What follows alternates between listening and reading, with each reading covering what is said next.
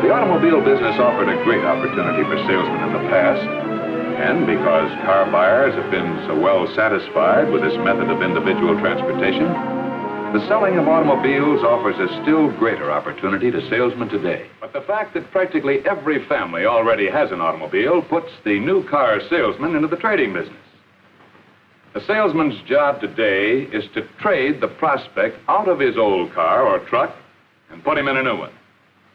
That's why every Ford salesman must be skilled in trading techniques. Herb Porter and Joe, I'd like to talk to you 2 minutes. Herb, one of the best ways for a new man to get started in this business of selling cars and trucks is to spend a little time with someone who knows all the angles. Now, Joe Thorne here is a good man to show you the ins and outs of the business. Joe, I'd like to have you take Herb with you for a few days, see how you do things. Is that all right with the both of you? Sure. You bet it is, Mr. Fuller. Okay, then, the best of luck to you, Herb. Mr. Thorne. Joe. It's Joe, Herb. Okay, Joe. I was wondering, I understand you're at or near the top in sales every month. So that means you must do things a lot different, huh? No, I don't think so, Herb. Maybe it's just that I do more of the same things. You see, it's like Mr. Fuller says. Time's my greatest investment. Well, I hope this doesn't sound stuffy, but I try to make the most out of every minute. But I had the idea cars were always sold in the showroom. Some of them are, but most of them are sold by going out after the customers.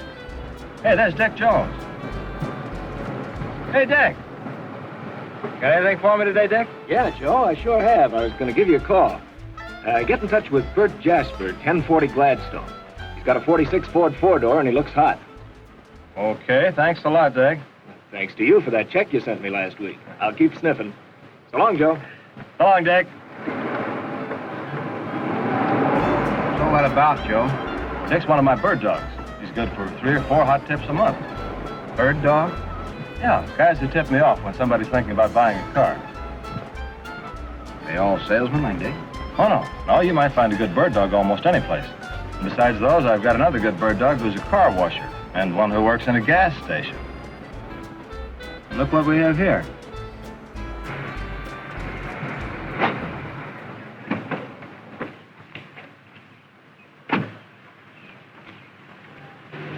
Good morning, sir. My name's Joe Thorne. I'm with Jack Swift, Ford dealer. We got a buyer for a car like yours, but I've got to move fast. If I can get you more than it's worth, will you trade today? When I want to buy a new car, I'll know what to do about it. Very well, sir. Here's my card. If I can help you, let me know. Bye. Bye.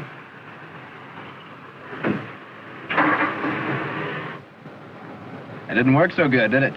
Oh, maybe not, maybe so. He's got an idea he didn't have before. I might hear from him later. Anyhow, the more you tackle, the more you get. Only time I can sell anything is when I've got a possible customer standing right in front of me. So I ask a lot of people to buy. Oh, there's another one.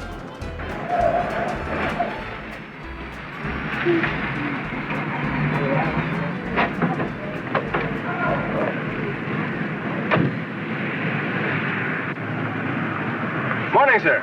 My name's Joe Thorne. I'm with Jack Swift, Ford dealer. Yeah? We need a model like yours to balance our used car stock. If I can get you a real good deal on a new Ford, would you trade today? What's your offer? Oh, what do you think it's worth? Look, this was your idea. It's up to you to supply the figures. All right. According to the prices in today's paper, your car is worth around $1,000, Mr. A bullet. Yeah, but keep talking. You said you'd give me more than it's worth. And I will, too. How much will it take, Mr. Bullock? Every cent I can get. And that'll come to just about $1,200. I think I can get it through for you at $1,100. Nope. It's $1,200 and no deal. Well, maybe I can get it for you. Suppose you let me take your car over to our place to see what I can do. But what am I going to do for a car? Well, you can use mine, Mr. Bullard. Give you a chance to feel the difference. Okay, I'll do that. Can you come in around 2 o'clock, Mr. Bullard? Yeah, I think so.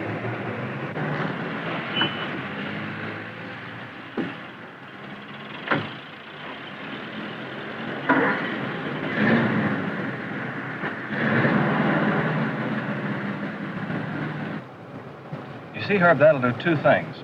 Bullard will come into the showroom because we've got his old car, and he'll get a good selling on Ford by driving it.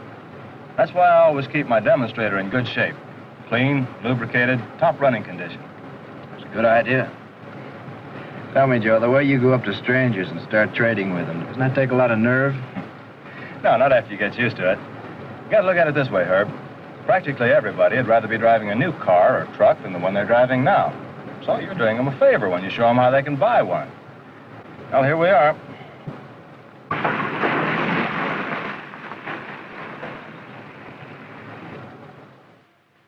We're ready to give you an attractive trade-in allowance, Mr. Thaler, because it'd mean a lot to us in advertising to get you into a new Ford truck.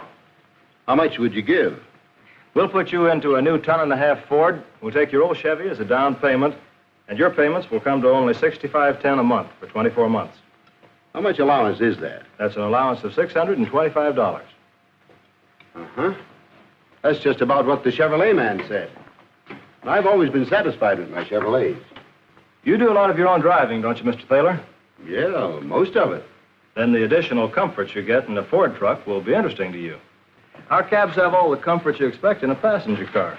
For example, the Ford truck has a thick, springy, rubberized hair padding that can't mat down or pull apart. The Ford truck clutch has 20% more facing friction area than the Chevy. That gives you a good idea of the general overall difference between the two. The figures I quoted you, Mr. Thaler, are on the 6-cylinder engine. But for those long, high-speed hauls of yours into the city, what you really need is an 8. Chevy doesn't make an 8. Ford gives you a more flexible choice of power plant. Now, here's something else I'd like you to notice. Think you did any good there, Joe? Yeah, I do. I'm sure of one thing, though. You can't hurry a man like Thaler. He'll think over what I told him, and he'll study that catalog. Of course, I'm going to keep in touch with him. Where'd you get all that dope about trucks? I'll show you when we get back to the office.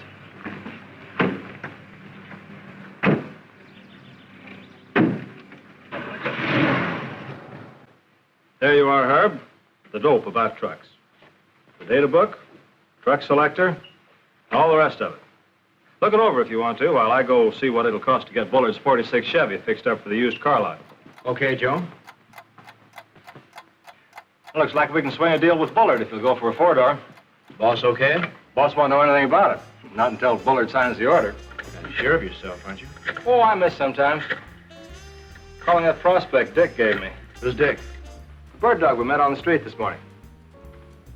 Hello, Miss Jasper. This is Joe Thorne with Jack Swift, the Ford dealer. I understand you and Mr. Jasper are thinking about buying a new Ford. That news certainly does get around, doesn't it? Well, I called to tell you that we have a customer for a model just like yours, and we can make you a very attractive trade-in allowance on a new Ford. If I can come over and talk to... Oh. Well, when will he be back in town? I see. All right, then I'll call you on Friday. Thanks very much. Bye. Is that another prospect? Yeah, this is a competitive owner. I try to call at least 5 every day. Hello, Mr. Freetag. This is Joe Thorne with Jack Swift. Oh, you did? I should have been more on my toes, shouldn't I? Well, it won't happen again. All right, I'll call you back in about 11 months. Yeah. Oh, but bring your new car in for service anyhow, will you, Mr. Freetag? All right. Thanks a lot. Bye. I was wondering if you two ever thought about food. Oh, sure. We're almost human. We spent the biggest part of a half hour at lunch. Then we went out the back door to the restaurant parking lot. What are you doing now, Joe? Part of my advertising campaign. I put out about 10 of these cards a day on the best cars during my lunch hour. 10 a day, that's 60 a week. All those cars come in. They don't, though, Herb. Only about 1 in 10 ever shows up. Watch that fellow. See what I mean? Gonna pick up a lot of good deals that way. Oh, come on, let's get the rest of our advertising out and go back to the showroom. This man called while you were out. He wants to know about that demonstrator you advertised. Oh, yeah, thanks a lot. Oh, and Mr. Bullard's waiting for you in one of the clothing rooms. Well, thanks again. It's the 4-door you want, isn't it, Mr. Bullard? That's right. You'll want the radio, the heater, white sidewall tires, and the overdrive. Overdrive? Oh, I hadn't given any thought to that. That's a feature that'll pay for itself in the gas it saves, Mr. Bullard. Let's see, you live in Claremont, don't you? Uh-huh. That's about 40 miles a day round trip. With the overdrive, you'll see a big difference in the amount of gas you use. How much does it cost? It'll only add $4.50 to your monthly payments, Mr. Bullock. Well, okay. All right, let's see. That brings your payments to $45.55 a month. If you'll just okay this offer, we'll see what the boss has to say about it. Yes, sir? That's a good deal, Joe. If they were all that clean, I'd be a much happier man. Anyway, the sooner I sell it, the more I make, because that price is going to go in just one direction, and that's down. I get it. I've been meaning to ask you, Joe, about these newspaper ads you run. They really pay off, huh? Oh, sure. Being in business for myself, I've got to run personal ads. Yeah, here it is. You want to see the ad that brought it in?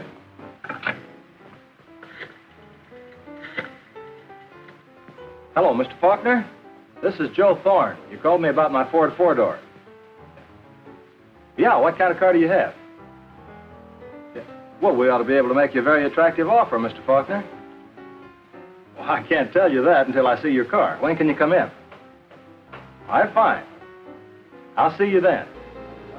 And then yesterday, when Joe was on floor duty, I got a chance to see the difference in handling prospects you go out after and those who walk into the showroom. These people, the Armstrongs, like almost everybody else who drops in, were only interested in how much they could get for their old car. But instead of making them a high-action offer the way he did with Bullard, Joe came in with a low-action offer. I'd say that car was worth around, $875. What? You're crazy. That's what your car's worth on the market, Mr. Armstrong. Here are some prices in today's paper on models like yours. So Joe quoted him the market figures, and the Armstrongs acted very unhappy. In fact, Mr. Armstrong made it plain he wanted $150 over the market to make a deal out of it. But that didn't bother Joe. He just made a note of the $1,025 and began selling the new car and as many accessories as he could so the deal would get closer to a reasonable figure. Then Joe got him into a pretty good humor by spending a few minutes with the showroom demonstration kit, hitting the features he knew Mrs. Armstrong would like. Oh, it is beautiful. They agreed that they wanted a four-door with white sidewalls, a heater, a radio, and seat covers, with Joe making notes on all this. Did you want the regular time payments to cover the balance, Mr. Armstrong? Yeah. You know, that allowance on your old car is pretty steep. But if you'll okay this... Hold on there. You haven't agreed to my terms. Well, these are your terms, Mr. Armstrong. But I'll do my best to get the boss to go for them. He'd better. I watched the Armstrongs while Joe was checking the price, and they acted like a couple of kids. He was bragging like he'd bought the Fort Knox Gold for a counterfeit slug, and she was cooking up the story she was going to tell all her friends and relatives. That Ford was practically in their garage when, bang, Joe came back. Everything all right? Boss wants to know if I'm out of my head talking about $150 over market value. The deal's off? Oh, dear. Oh, he'll play along with us. He'll give you $100 over market value on this car with overdrive. On that basis, he might consider it. Might. Well, that's what he said. I think I can swing it with him. And so Joe sold the overdrive hard before the Armstrong story came to a happy ending. They got a good deal. Jack Swift made a profit. Joe Thorne made a sale, and I... Yes, dear? Well, I learned something. I learned the difference in handling prospects you go out after, like on cold approaches and putting if I could, would you cards on their windshields. That kind you make a high-action offer to get them interested. But the walk-ins, you make them a low-action offer so you can go up while they're coming down. But, Herb, is that fair? To offer a low price to one and a high price to another? Well, that's just the point, honey. You see, customers are good traders, too. They're always after the best deal they can get. And we always give them the best deal we can. In fact, they frequently end up getting more money than their old cars are really worth. But you've got to know the market value of used cars. And you get that from watching the newspapers and checking the used car lots. I think you're really going to have fun selling Fords, Herb. You certainly weren't this enthusiastic on your other job. Darling, if I could, would you? What?